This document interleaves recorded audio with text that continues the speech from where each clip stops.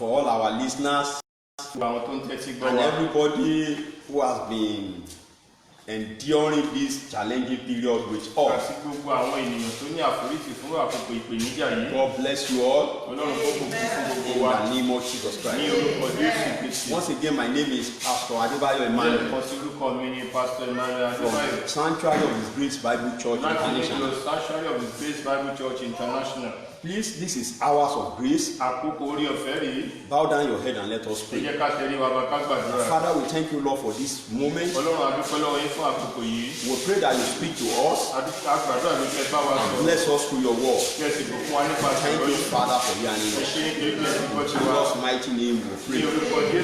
Let's open our Bible to Ephesians chapter 4. I'm reading from verse 21. Ephesians chapter 4. Chapter 4.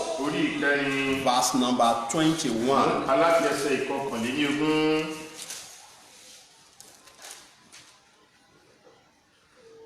If so be that ye have heard him and have been taught by him, as the truth is in Jesus, that ye put off concerning the former conversation the old man which is corrupt according to the deceitful lusts, and be renewed in the spirit of your mind, that ye put on the new man, which after God is created in the righteousness and true holiness. Wherefore, putting away lying, speaking every man truth with his neighbor, for we are members of one another. Be ye angry and sin not. Let not the sun go down upon thy wrath, neither give the place to the devil. This evening, by the grace of God, I will be speaking on the result of a broken life. Praise the Lord. I said it earlier on that a broken life is linked to a practical outworking of indwelling Holy Spirit.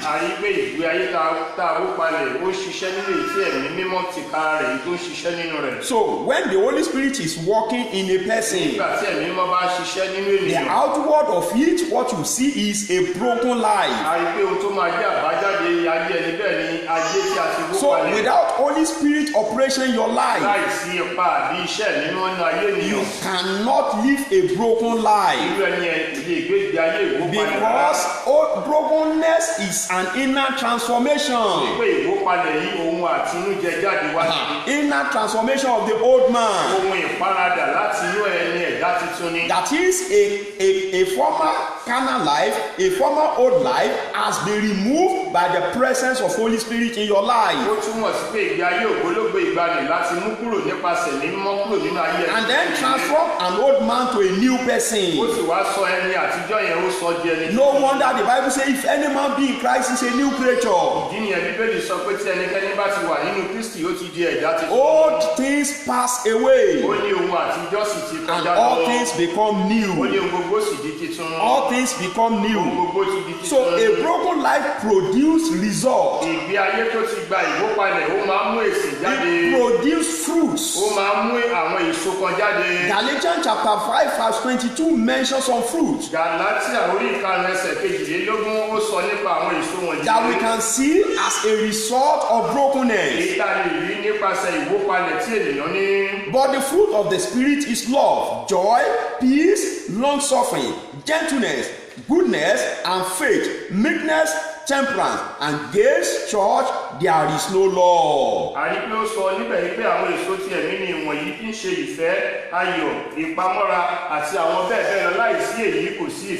Let's look at some fruit that will manifest in the life of a broken person.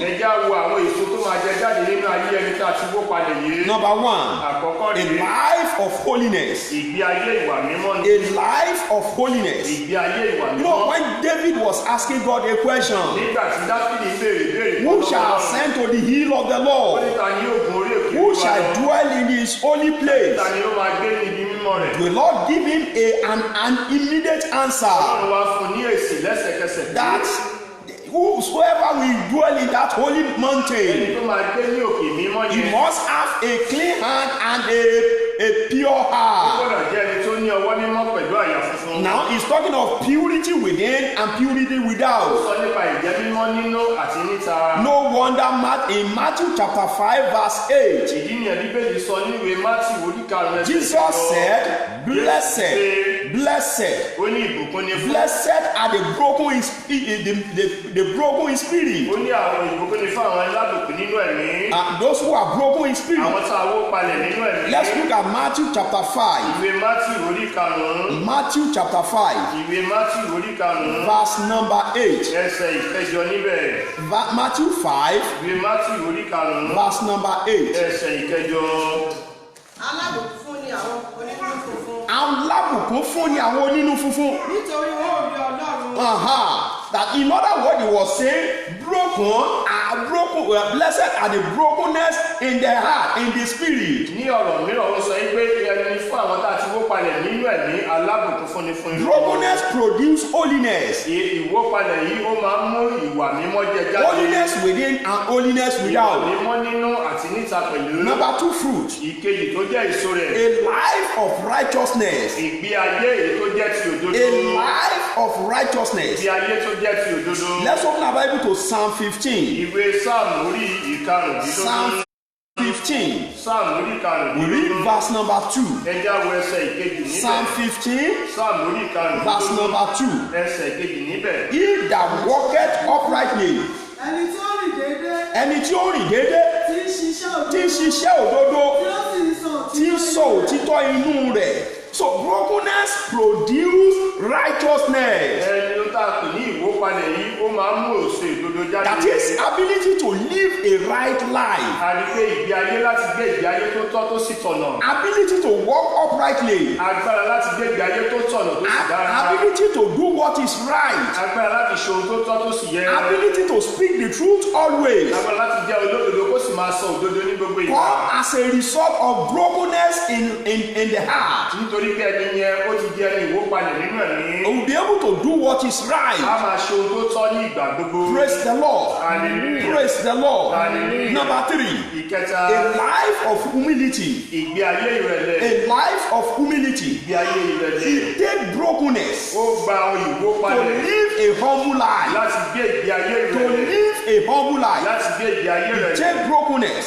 Ó gba ìwópalẹ̀. Let's look at what Jesus said Ẹja ohun tí Jésù ti in dá rẹ̀ Matthew sọ. chapter 5. Nínú ìwé Mátì orí karùn-ún. Matthew chapter 5. Mátì orí karùn-ún. Let's read verse 5. Ẹja wo ẹsẹ̀ ìkarùn-ún. níbẹ̀. Matthew 5, Mátì orí karùn-ún. verse 5. Ẹsẹ̀ ìkarùn-ún. Blessed, Alábùkún fún ni àwọn ọlọ́kàn tútù. blessed are the meek. Nítorí wọn ò jogún ayé. Blessed are the meek, for they shall inherit the earth. Alábùkún fún ni àwọn ẹni ìrẹ̀lẹ̀ nítorí pé wọ́n máa jogún ayé. Because they are humble. Nítorí pé wọ́n jẹ́ ẹni tó rí ara wọn Because they are sílẹ̀. humble. Wọ́n jẹ́ ẹni tó rí ara wọn They are sílẹ̀. humble they humble themselves before man and Wọ́n rí ara God. wọn sílẹ̀ níwájú ènìyàn níwájú Ọlọ́run. Praise the Lord, somebody. Hallelujah. That is a fruit of a broken life. Ara àwọn èso tó ń jẹ jáde nínú ayé àwọn palẹ̀ A rẹ̀. life that have been transformed within. Ìgbé ayé tó jẹ́ pé a ti pa lára A dà life láti that inú. the Holy Spirit has transformed within. Ìgbé ayé tí ẹ̀mí mímọ́ ti pa lára dà láti inú. Number 4, Ìkẹrin, a forgiving spirit òun náà ni ẹ̀mí ìdáríjì ni and gentle lifestyle. àti ìgbé ayé ìwà tútù. Praise the Lord. Hallelujah. Somebody call himself a Christian. Ẹni tó bá pera rẹ̀ ló nígbàgbọ́. It is disheartening. Ó jẹ́ ohun tó ń ṣẹlẹ̀. Ó bani lọ́kàn jẹ́. It's something that is very sad. Disheartening. It's very So saddening. When you call somebody a minister of Tó God, bá pèèyàn ní ìránṣẹ́ you call Ọlọ́run. somebody a prophet, Tó pèèyàn ní you wòlíì. call somebody a child of Tó God, pèèyàn ní ọmọ and Ọlọ́run. yet harbor malice and unforgiveness in their heart. Tẹ́ni ẹ̀ dẹ̀ kún fún àìlè ìdáríjì ní odi yíyàn àti ìbínú nínú wọn. Praise the Lord, somebody. Hallelujah. It means that person has not been broken. Ó túmọ̀ sí pé ẹni ẹran ò tí ì wó He padà. has not got an encounter with the Lord. Ẹni ẹ̀ ò tí ì ní ìbápàdé A pẹ̀lú man Olúwa. that has been broken. Ẹni tá a ti wó padà yìí. Will be easy. It's so easy for that person to forgive others. Ó máa ń rọrùn ẹni bẹ́ẹ̀ lọ́rùn láti dáríjì àwọn ẹni bẹ́ẹ̀. Whatever they might have Òun done, yóò kọ́ ti lè ṣe. he will forgive Ó máa dáríjì. and forget every wrong that others have Ó done. sì máa gbàgbé gbogbo àṣìṣe ṣe kí ẹnikẹ́ni lè ṣe sí i. Amen, somebody. Amen. Psalm 37, Ibi orin Dáfídì orí verse 11. ẹsẹ̀ Psalm kọkànlá. 37, Orin Dáfídì orí verse number 11. ẹsẹ̀ kọkànlá. ṣùgbọ́n àwọn ọlọ́rọ̀ tútù But the meek ni yóò jogún shall ayé. inherit the earth. Wọ́n sì máa ṣe ní dídùn Ah. nínú ọ̀pọ̀lọpọ̀ àlàáfíà. Praise the Lord. Hallelujah. Amen. So a man that have been broken, Ẹni yẹn tí a ti wó palẹ̀, we seek peace ó máa ń wà àlàáfíà between him and his neighbor, láàrin òun àti alábàágbé rẹ̀, between him and his husband, láàrin òun àti ọkọ rẹ̀, between him and his wife, láàrin òun àti aya rẹ̀, between him and the co-workers, láàrin òun àti ẹjọ́jọ́ ṣiṣẹ́ pọ̀, between him and any other person láàrin around. òun àti ẹnikẹ́ni láyìíká rẹ̀. Praise the Lord. Hallelujah. Amen. Amen. And this is a result of a broken life. Àwọn èso tó jẹ jáde nínú ayé tá a wó He'll be palẹ̀ able to forgive others. tó bá ló ń mọ He bá will be able to forgive bá others. lè dáríjì àwọn He ènìyàn. will be able to overlook the errors of Á others. gbé ojú fún àṣìṣe ọ̀pọ̀lọpọ̀ ènìyàn dá. Listen to me very well. Tẹ́tí sí mi You dáadáa. know, some people who always think that I think I was telling somebody, Mo ń sọ fún ẹnìkan pé okay, I think my evangelist, mo ń sọ fún màmá that evangelist pé human being will be human being. pé ènìyàn lèèyàn dẹ̀ máa jẹ́. And when we are expecting perfect so much from people, Tó bá wá ń retí ọ̀pọ̀ yanturu kan lọ́dọ̀ ènìyàn, so much, tó wá ń retí púpọ̀ lọ́dọ̀ wọn. and then we will be disappointed. Irú ẹni yẹn wò ní pé wàá bá ìjákulẹ̀ pàdé. Listen to me very well. Tẹ́tí sí mi Most dáadáa. of the time, Ní ọ̀pọ̀lọpọ̀ ìgbà, myself èmi and I know some of us are like that also. mo dẹ̀ mọ̀ pé bẹ́ẹ̀ ni ọ̀pọ̀lọpọ̀ wá rí pẹ̀lú. It is so easy for us to believe people easily. Ó máa ń rọrùn fún wa ká gba àwọn ènìyàn gbọ́. We believe them, we trust them. A máa gbà wọ́n gbà ó sì gbẹ́kẹ̀lé wọn. And so it's like we even put all our trust in them. Ó máa dàbí ìgbà tó jẹ́ pé àti ẹ̀wá gbẹ́kẹ̀lé wọn á sinmi lé And wọn. such an individual now let you down Irú ẹni bẹ́ẹ̀ wá jáde kulẹ̀. and disappoint you. Ó wá jáde kulẹ̀. When you have a broken life, Irú ẹni tó bá ní àìgbé ayé ìwópalẹ̀, you accept wàá ṣàgbà bẹ́ẹ̀, and then forgive wàá dẹ̀ gbàgbé, and then move on with life. wàá tẹ̀síwájú pẹ̀lú ìgbé ayé rẹ̀. Praise the Lord. Hallelujah. Praise the Lord. Hallelujah. That is what a broken life will do. Ohun tí ẹni tí a ti wó palẹ̀ tá a ṣe rèé. A man that is not broken will Ṣùgbọ́n ẹni tí ò tí ì ní ìwópalẹ̀ hold yẹn, on to it. á di nǹkan yẹn mú ṣinṣin. Èmi ni ìyá alágbájá ṣe báyìí fún. So person has done such a thing Ó to me. dìgbà tá a bá dọ̀run ká tó parí Not ìjà. until you get to heaven before you settle that. Èmi ni broda alágbájá ṣe báyìí How fún. can so brother do such a thing to me? Ó dìgbà tá in fact láyé kọ́ la máa kíra wa. Not here on earth that we shall greet again. That shows that person has not been Ó broken. túbọ̀ sí pé a ò tí ì wó ẹni yẹn palẹ̀ nìyẹn. When they were crucifying Jesus, Nígbà tá a kọ Jésù lágbélébùú, he said, Father, forgive ó ní them, bàbá dáríjì wọn. for they know not what they were doing. Nítorí pé wọn ò mọ ohun tí wọ́n Please, ṣe. I want to ask us. Mo fẹ́ béèrè lọ́wọ́ wa. Those people were crucifying Jesus. Àwọn tí wọ́n kọ Jésù pẹ̀lú ìṣó àti Do you think they don't know what they were doing? Ṣé ká sọ bẹ́ẹ̀ ni pé lóòótọ́ wọn ò mọ Hello? ohun tí wọ́n ṣe? Hello? Aye. Do they know what they were doing? Ṣé ká sọ pé lóòótọ́ wọn ò mọ Yes, ohun they tí know wọ́n what ṣe? they were doing. Wọ́n mọ ohun tí wọ́n ṣe. They want to kill him, Wọ́n fẹ́ pa ni. and they want to kill him. Wọ́n fẹ́ pa ni. They want to put him to public shame. Wọ́n fẹ́ fi ṣe, wọ́n fẹ́ dójú tì ní gbangba ni. They know the law of the land that the worst criminal is what will hang on the tree. Wọ́n mọ̀ bẹ́ẹ̀ ni lẹ́sítẹ́nì yìí pé ẹnikẹ́ni tá a bá gbé kọ́ sórí igi ẹni ìfibú pátápátá ni. And so they were doing that Wọ́n dẹ̀ ń ṣe bẹ́ẹ̀. deliberately. Wọ́n dẹ̀ mọ̀ wọ́n ṣe At the bẹ́ẹ̀. time they told Pilate, let his blood be upon us. Wọ́n tó wá sọ fún Pílátù níbi kan yìí pé jẹ́ kí ẹ̀jẹ̀ rẹ̀ kó wà lọ́rùn àwa tá a fi àjẹ́ yìí. They know the consequence of what they were saying. Àwọn náà mọ èrèdí àti òkú. But Jesus said they were doing it in ignorance. Ṣùgbọ́n Jésù ń jẹ́ kọ́mọ̀ yìí pé nínú òpè ni wọ́n ṣe So nǹkan tí wọ́n it ṣe. takes meekness to forgive others Ó máa ń gba ìwópalẹ̀ láti lè dáríjì àwọn and ìmíràn. seek peace between you and others. Ká sì wá àlàáfíà láàárín àwa àti àwọn You know, ìmíràn. sometimes you are not the one at fault, oh, Ní ọ̀pọ̀lọpọ̀ ìgbà ìwọ kọ́ ló tiẹ̀ máa and then you accept you are wrong wàá dẹ̀ wá gbà bẹ́ẹ̀ yìí pé mo lè jẹ̀bi o. because you want peace. Nítorí pé o fẹ́ àlàáfíà. Praise the Lord, somebody. Hallelujah. Praise the Lord, somebody. Hallelujah. Amen. Amen. Another one Òmíràn, is submission to God òun náà ni jíjọ̀wọ́ ara ẹni sílẹ̀ fún Ọlọ́run and human authority. àti àṣẹ ènìyàn pẹ̀lú. Praise the Lord, somebody. Hallelujah. Amen. Amen. Amen. Amen. You know, we cannot see God. A ò lè rí Ọlọ́run. I was telling my children one day, Mo ń sọ fún ọmọ mi ní ọjọ́ I kan. said, you cannot see God, you can see me. ṣùgbọ́n ẹni rí mi. I represent God in this house. Aṣojú Ọlọ́run ni mo jẹ́ nínú So when I say anything, Ìbá sọ ohun I'm speaking on behalf of God. mò ń sọ̀rọ̀ ní ìhà ti And Ọlọ́run. so you must obey whatever I say. Ẹ sì gbọ́dọ̀ bá ohun gbogbo tí mo bá sọ gbọ́. Praise the Lord. Hallelujah. So we cannot see God physically. A lè rí Ọlọ́run So lójú. a man that is broken Ṣùgbọ́n ẹni tá a wó palẹ̀, is ready to submit to God. òun ṣetán láti jọ̀wọ́ I ara rẹ̀ was sílẹ̀ telling some fọlọ́run. of our members, Òun sọ fún àwọn kan lára àwọn ìjọ yìí. I said, it's not that we are afraid to have program, Mo sọ pé kì í ṣe pé ìbẹ̀rù lásán ẹgbẹ́ bí a kórajọpọ̀ ṣe ìsìn níbí. but let's obey the government. Ṣùgbọ́n ẹ jẹ́ ká gba òfin ìjọba gbọ́ ká sì gbọ́ràn sí. Let's obey the Ẹ government. jẹ́ ká gba òfin ìjọba gbọ́ ká sì gbọ́ràn sí. We obey them. A nílò láti The gbọ́ràn Bible sí wọn says we lẹ́nu. should obey authority. Bíbélì tẹ̀ sọ bẹ́ẹ̀ ká gbọ́ràn sí àwọn That aláṣẹ is lẹ́nu. submission. Ìjọba rẹ̀ ní It sílẹ̀ takes nílẹ̀. brokenness. Ó máa ń gba ìwópalẹ̀. It takes Ó brokenness. gba ìwópalẹ̀. Praise the Lord. Hallelujah. Praise the Lord. Hallelujah. Amen. Amen. Amen. Another thing Ohun mìíràn rèé, is that they are dead to sin wọ́n di òkú sí ẹ̀ṣẹ̀. and alive to Christ. Wọ́n sì di alààyè sí Kristi. Romans chapter 6. Ìwé Róòmù orí kẹfà. Romans chapter 6. Ìwé Róòmù orí kẹfà. Let's read from verse 3. Ẹ jẹ́ àwò láti ẹsẹ̀ ìkẹta. Romans Ìwé Róòmù chapter 3, orí kẹfà. verse number 6. Chapter 6, verse number 3. Orí kẹfà ẹsẹ̀ kẹta. tàbí ẹ kò mọ̀ pé Yes. gbogbo wa tí a baptisi sínú Kristi Uh-huh. a ti baptisi wá sínú ikú ǹjẹ́ a fi baptisi sínú ikú sí wá bọ̀ pé gẹ́gẹ́ bí a ti bí Kristi Yes.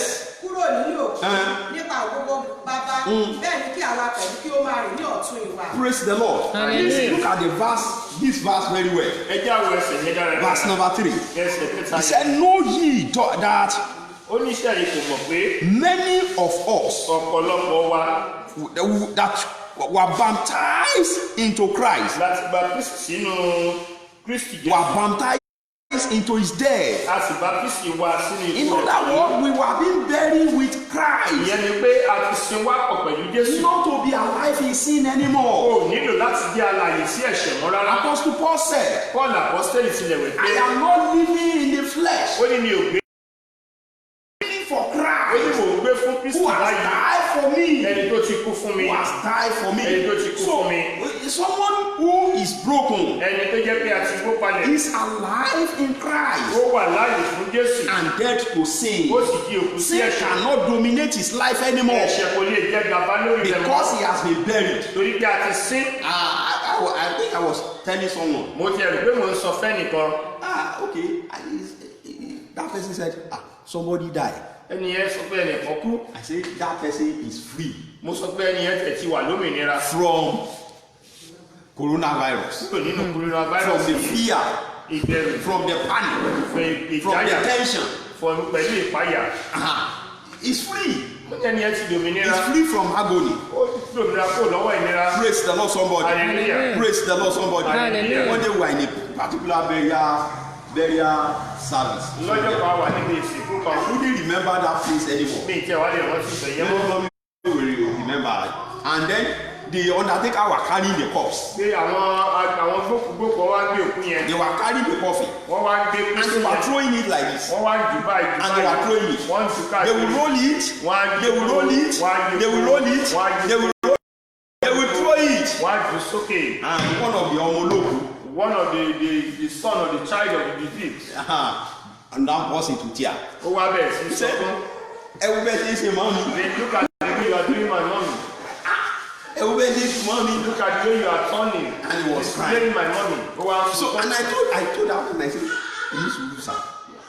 Màmá ò mọ tí gbogbo náà ṣe yẹn kò kàn màmá mọ́ pé màmá ti gbòmìnira. All this they were doing again. Praise the Lord. Hallelujah. Praise the Lord. Hallelujah. So somebody who is dead in sin, Ẹni tó ti dead to sin, tó ti kú sí ẹ̀ṣẹ̀. he is not alive to commit sin anymore. Ẹni yẹn a ò fààyè gbà láti tún dẹ́ṣẹ̀ He mọ́. live his life to please Ó God. máa ń gbé ìgbé ayé rẹ̀ láti tẹ́ Ọlọ́run That is the lọ́rùn. result of brokenness. Ohun tó máa ń jẹ́ àbájáde èsì fún ìwópalẹ̀ nìyẹn. Let's add one to it, Ẹ já fi ẹyọ kọ̀ọ̀kan. and then we go and pray. A wà lọ gbàdúrà. Ability to manage and control stressful situations and circumstances. Ipá láti lè ṣàbójútó àwọn àkókò tó le, àwọn àkókò ìnira, àwọn àkókò ìpèníjà ní ẹ fún ẹni tí àtiwó palẹ̀. It's what you see in the life of a broken person. Àwọn nǹkan tó máa jẹ jáde nínú ayé tá àtiwó palẹ̀ rèé. You know, when somebody is not broken, Nígbà tí ẹni yẹn ò tí ì sí nínú ìwó he palẹ̀. quickly reacts to negative Lẹ́sẹ̀kẹsẹ̀ things. tó bá ti lóhun ìwọ̀sí ló máa yá faraya bẹ́ẹ̀. He quickly reacts. Lẹ́sẹ̀kẹsẹ̀ ló máa ń faraya fún ìwọ̀sí. He reacts to things around. Gbogbo ohun tó bá ti ní bí ẹ̀gbin láyìíká rẹ̀ ló máa tètè yá. When you're here and there, he reacts to them. Gbogbo tó bá ti ní pé ó fẹ́ jọ ẹ̀gbin àbí ìwọ̀sí á tètè fẹ́ kọ́. One day, Lọ́jọ́ kan, I sent my son to go and buy fuel for me. mo rán ọmọ mi láti lọ ra epo wá. And then he go to another place. Ó wá lọ sí ibòmíràn. And I was beginning to wonder, Mo wá ń yà mí lẹ́nu pé where did this boy go? níbo ni ọmọ yìí wá lọ? Where did this boy go? Níbo ni ọmọ yìí lọ? And I call his number. Mo wá pe nọ́mbà rẹ̀. Phone switch off. Ó wá nọ́mbà yẹn, fóònù yẹn ti kú. I trace him to filling station. Mo wá tọ̀ ọ́ lọ síbi tí mo ti ní kó lọ I rí get epo to the yẹn. filling station, I couldn't see Mo him. dé ilé epo yẹn mi ò tún rí I said, níbẹ̀. okay, before I get back home, Mo ní kí n tó délé, he must have come home. ó jẹ kóun náà ti lè délé ṣáájú mi. Maybe we miss on the road. Bóyá àkàsí ara By the time I got home, nígbà tí màá tún délé, mommy said he has not come home. mọ́mì wá sọ pé kò tí And then two of us were worried. àwa méjèèjì àwa wà ní ìpolúlú ọkàn. And the rain is about to fall. Òjò rẹ̀ ti fẹ́ràn ní ọjọ́ yẹn. Ó wá mú ọmọ kan jáde, ọmọ yẹn ò dẹ̀ mọ̀nà, kò mọ́lé. And he went with a boy that didn't know even way back to the house. So he now said, well, they have buy the fuel. He asked the boy to wait for him, and the boy did not wait. Ó wá sọ pé àwọn òun ti ra epo, ó sọ fọ́mọ tọ́jọ́ rẹ̀ pé dúró dè mí, ṣùgbọ́n ọmọ kùnà láti dúró dè é. And I said, where did you go that you asked the boy to wait for you? Mo wá ní níbo ni wọ́n lọ tó sọ fún ọmọ yẹn pé dúró dè mí. He said he went to, in fact, I've gone and get a key that by the time this boy come back home today, he will know. Mo ti lọ wá ẹgbàá sílẹ̀ pé tó bá ti lè dé báyìí, màá fi hàn ohun tó ṣe pé kò dá. He will know today. A mọ̀ lónìí kó n tó And ṣe everybody dára. know that, my eyes have changed. Gbogbo wọn nínú ilé tẹ̀ ti di pé ojú mi ti yí padà. And nobody could talk to me at that moment. Kò jẹ́ sẹ́ni tó lè bá mi sọ̀rọ̀ nírú àkókò I yẹn. will came here. Màá dẹ̀ ná báyìí. And the Spirit of God said, you better exercise patience. Ẹ̀mí Ọlọ́run wá sọ bẹ́ẹ̀ mo jẹ́ anísùúrù níbi tí o bá dé yẹn. And I quickly exercise patience. Lẹ́sẹ̀kẹsẹ̀ mo dẹ̀ ní sùúrù bẹ́ẹ̀. And allow him to call. Mo jẹ́ kó dé. And he came. Ó wá dé. He explained to me. Ó wá ṣàlàyé. And I said, okay. Wá ní kúkúrú.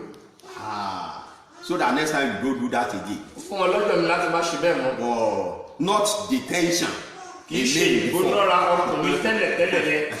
And I rebuke him small. Mo lè wá bá wí níwọ̀nba. Praise the Lord. Hallelujah. Amen. Amen. Amen. Amen. Now, what am I trying to bring out? Kí ni mò ń sọ ni wípé Is that ability to manage and control stressful situations. ipá láti lè ṣàbójútó àwọn àkókò ìdílé, àwọn àkókò ìpolúlu ọkàn fún ẹni tí ìwópalẹ̀ wà fún ó gbọ́dọ̀ wà nífẹ̀ẹ́.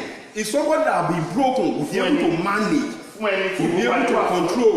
a lè You know, ṣàbójútó there are irú àwọn àkókò some women, àwọn obìnrin kan wà who have scattered their own house by themselves. èyí tó jẹ́ pé fúnra ara wọn ló Why? ti Because di ara wọn they ká are not broken. nítorí pé wọn ò ní ìwópalẹ̀ yẹn. Praise the Lord. Hallelujah.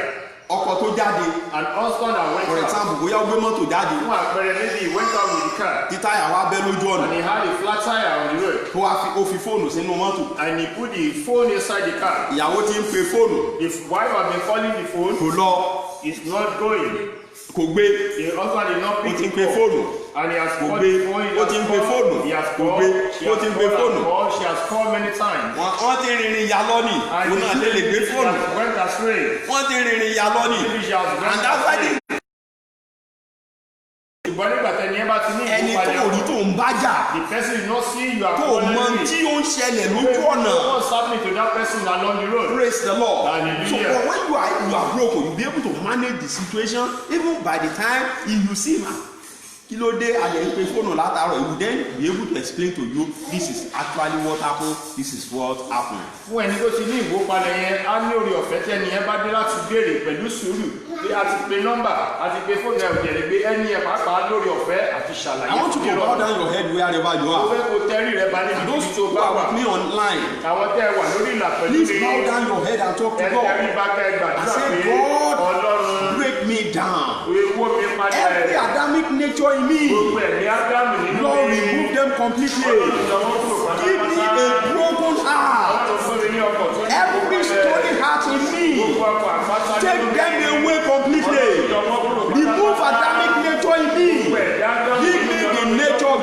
Christ. Open your mouth and pray that prayer. Pray that prayer. Pray that prayer. Pray that prayer. Lord, break me down. Mold me again. Mold me again. Mold me again. Mold me again. Jesus' mighty name we pray. Amen. Father, I pray that you lay your hands upon us and break us down and mold us in your image in Jesus' name. Amen. The Adamic nature, Lord, uproot completely in the name of Jesus Christ. Amen. Give us a tender heart. Amen. Heart to receive your word. Amen. Give us a heart to practice your word. Amen. Thank you, Father, for hearing us. Thank you, Lord. Jesus' mighty name we pray. Amen. Before we round up this evening, we have prayer to pray for all our firstborn. Praise the Lord. Hallelujah. So wherever you are, please, this is the 5th day of that prayer. Please join me to pray for your firstborn. If your firstborn is with you, please lay your right hand on him. And if your firstborn is not with you, write his name on sheet of paper. You hold his picture. Please, we are going to pray this prayer. Please stand up wherever you are. Those in the house, stand up there. Raise the picture up, the name or the name. Or if you are pregnant with your firstborn, lay your right hand upon your womb. Wherever you are, you call the name of Jesus very loud and clear. And say, oh, gbogbo ẹ̀mí tó dúró níwájú àkọ́bí mi láti sọ ògo di òfo fún àkọ́bí mi lọ́wọ́. Ẹ̀mí mímọ́ kí ló ṣe ẹ̀mí yẹn nídìí? Ó yẹ ẹja gba lọ́dún. Lórúkọ Ẹgbàá dáadáa, Ọlọ́run ayérayé, gbogbo ẹ̀mí tó dúró níwájú àkọ́bí mi láti sọ ògo di òfo. Ọlọ́run gbàdúrà gbogbo ẹ̀mí bẹ́ẹ̀. Olúwa fi iná palẹ̀ rẹ̀ mọ́. Olúwa fi iná palẹ̀ rẹ̀ mọ́. Olúwa fi iná palẹ̀ rẹ̀ mọ́. Olúwa fi iná palẹ̀ rẹ̀ mọ́. láti sọ ògbà ilé mi jò Olúwa fi iná palẹ̀ rẹ̀ ní mọ́. orúkọ Jésù ó lè fi iná palẹ̀ mọ́ ó lè fi iná palẹ̀ mọ́ ó lè fi iná palẹ̀ mọ́ àmì Jésù. Ẹjọ́ ẹja gbàdúrà yìí dáadáa. Ẹ pe orúkọ Jésù onínàánú. Aṣọ òdì tí ogun ilé wa wọ̀ fún àkọ́bí mi. Kí àkọ́bí mi mọ́ bá rí ògolo láyé. Olúwa fi iná bọ́ aṣọ yẹn. Aṣọ òdì tí ogun ilé bàbá. Tí ogun ilé ìyá. Tí ogun ilé ọkọ. Tí ogun ilé àná. Olúwa fún àkọ́bí mi. Olúwa fi iná bọ́ aṣọ òdì yẹn kúrò. Ó yá gbà ládùúgbò. Lórúkọ Jésù ẹ lọ́rọ̀ ìbùkún ó ta gbogbo aṣọ òdì ilé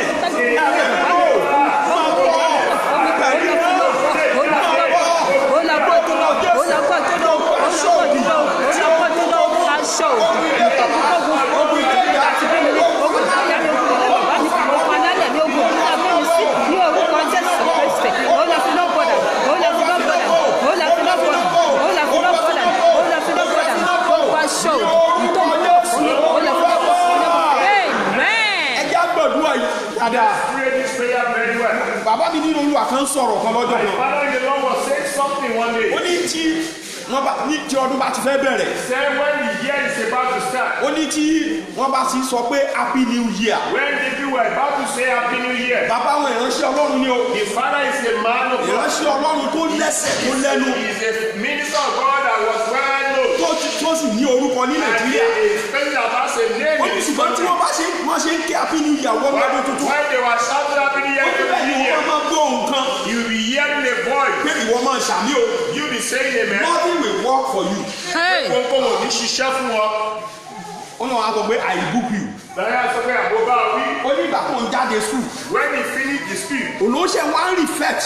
he was now seeing the effect of that voice that was Kò sounding sí there. tó ń fi ọwọ́ dé. That nothing in less sense Kò support. ṣiṣẹ́.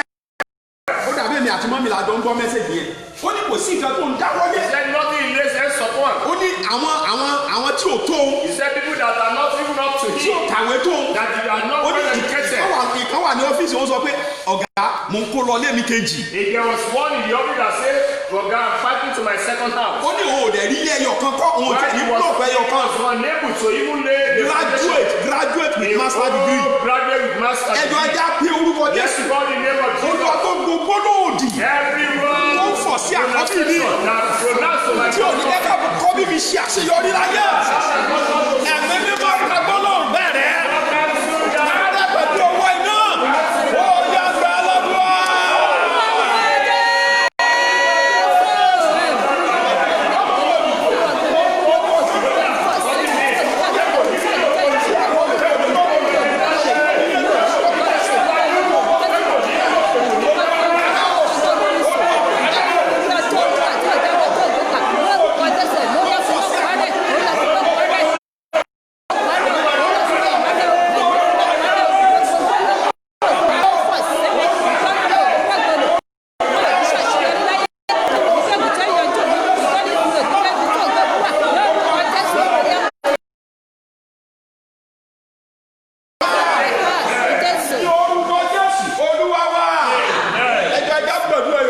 Let's pray this one. olúwa Lord, àṣẹ ìrọ̀rùn. give me authority. olúwa yọ̀ǹda ẹ̀fà kọ̀bí. This is the word my first word. listen to me very well. Listen to me now. tó bá ìmọ̀ yẹn mọ̀ báyìí. You don't know his place now. your first born Àkọ́bí rẹ̀. is your PA. Òun náà ní ẹnì kejì rẹ̀. PA ẹni. Ẹnì kejì ẹnì PA yẹn. ẹni. Ẹnì kejì ẹnì. praise the Lord. Hallelujah. ó ti rí àwọn àkọ́bí. I've seen the first one. ó jẹ́ wípé àwọn tó gbé àwọn àbúrò wọn. They are the one that completed the people behind them. praise the Lord. Hallelujah. mo dẹ̀ ti rí àwọn àkọ́bí. I have seen the ó first jẹ́ pé one. ìgbésẹ̀ òdì táwọn gbé They are wrong step they took. ló affect gbogbo generation tó tẹ̀lé wọn. Said all the word behind them. wàá gbàdúrà yé. You now pray this prayer. olúwa yọ̀ǹda àṣẹ ìrọ̀rùn fún Lord, àkọ́bí mi. give me authority upon my first olúwa yọ̀ǹda àṣẹ ìrọ̀rùn fún àkọ́bí mi. authority upon my olúwa yọ̀ǹda àṣẹ ìrọ̀rùn fún àkọ́bí mi. ó yá gbà ládùúgbà.